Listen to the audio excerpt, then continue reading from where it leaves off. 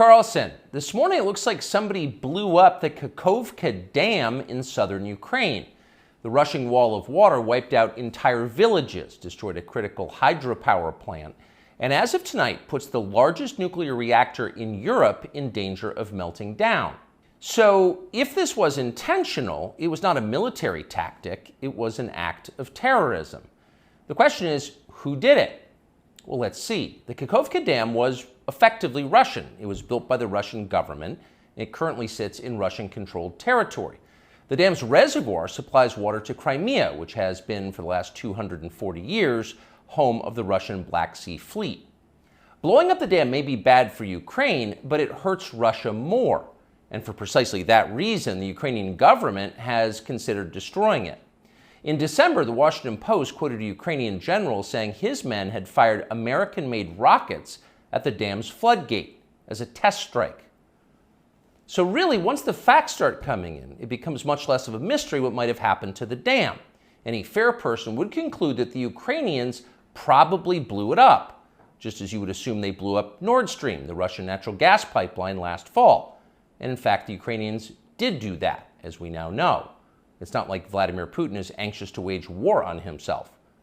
Oh, but that's where you're wrong, Mr. and Mrs. Cable News consumer. Vladimir Putin is exactly that sort of man, the sort of man who'd shoot himself to death in order to annoy you.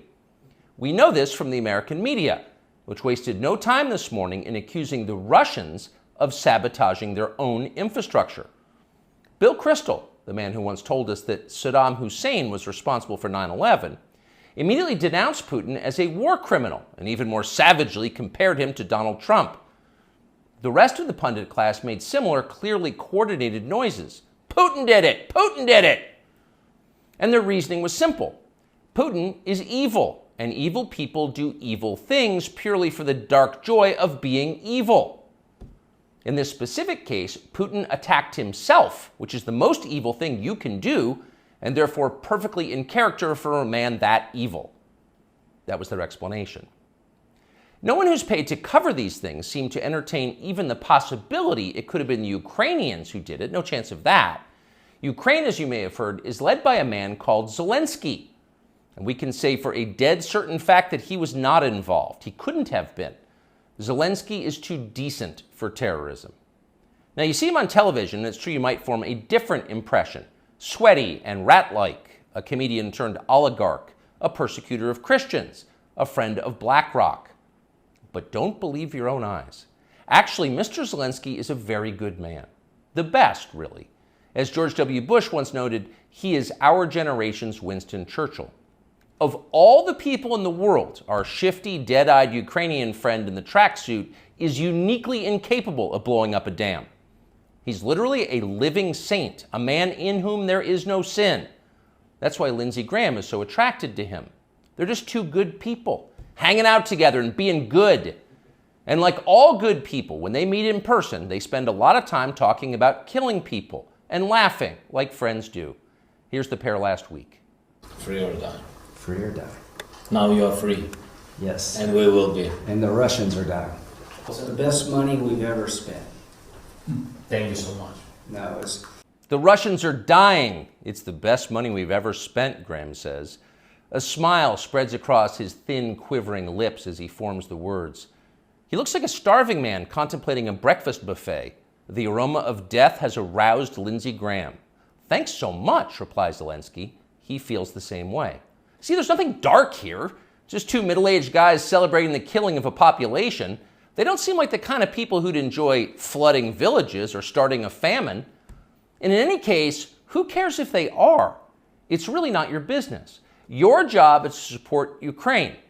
Watch Nikki Haley, a Republican candidate for president, explain this principle on CNN.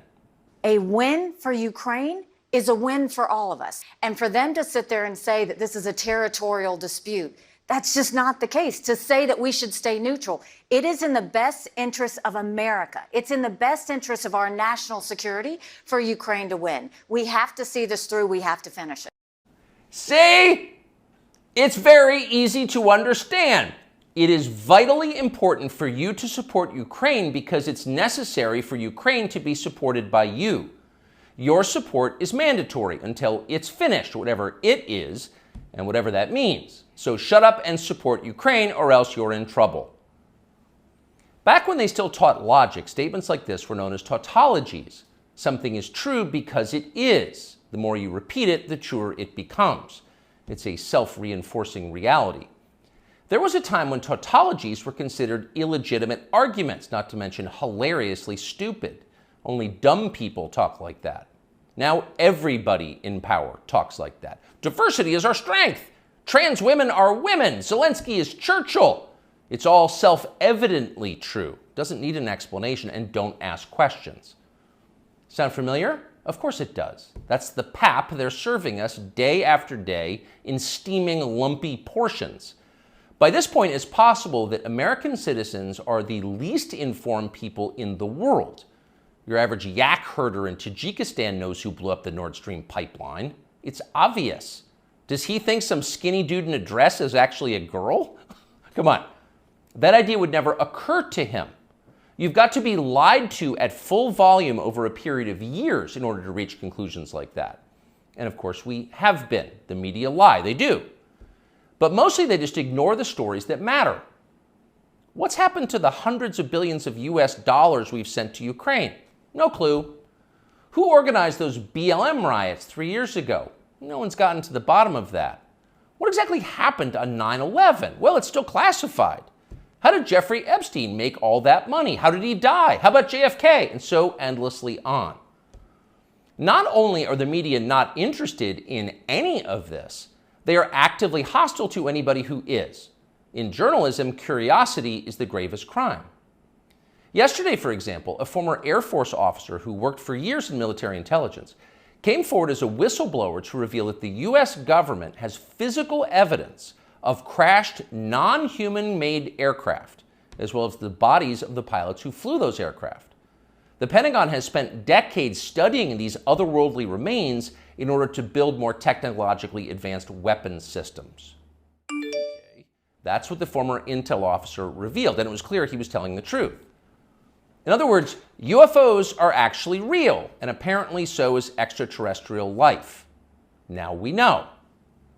In a normal country, this news would qualify as a bombshell, the story of the millennium. But in our country, it doesn't. The whistleblower's account ran on a technology website called The Debrief, which you've probably never heard of. The Washington Post had that story, but decided not to run it. The New York Times, meanwhile, just pretended it never happened. On the front page of the New York Times website this morning, there were 5 stories about Ukraine, as well as 4 stories apiece about Donald Trump, trans people, and climate change, the usual lineup. There was nothing at all about how an alien species is flying hypersonic aircraft over our cities. Not one word. So if you're wondering why our country seems so dysfunctional, this is a big part of the reason. Nobody knows what's happening. A small group of people control access to all relevant information, and the rest of us don't know. We're allowed to yap all we want about racism, but go ahead and talk about something that really matters and see what happens. If you keep it up, they'll make you be quiet. Trust us. That's how they maintain control. When Western tourists first started traveling in large numbers to the Soviet Union in the early 1970s, they found that many Russians had a completely warped understanding of the United States. They thought that Americans lived in grinding poverty, in a state of perpetual race war, and were desperate to flee to the freedom and prosperity of the Eastern Bloc. They thought this because that's what they had been told. They had no way to know otherwise. The few Russians who understood what was really going on in the rest of the world had learned about it from listening to shortwave radio broadcasts, sometimes under the covers so the neighbors wouldn't hear. 50 years later, it is bewildering to consider the ironies here. We're the ones who live in ignorance now. The US government has managed to classify more than 1 billion so-called public documents. So at this point, we can't possibly know what our leaders are doing. We're not allowed to know. By definition, that is not a democracy. Yet it's fine with the media. Secrecy is a powerful tool of control. Stop asking how we got so rich. Here's another story about racism. Go eat each other. That's the program. That's how most of us now live here in the United States. Manipulated by lies, silenced by taboos. It is unhealthy and it's dehumanizing, and we're tired of it. As of today, we've come to Twitter, which we hope will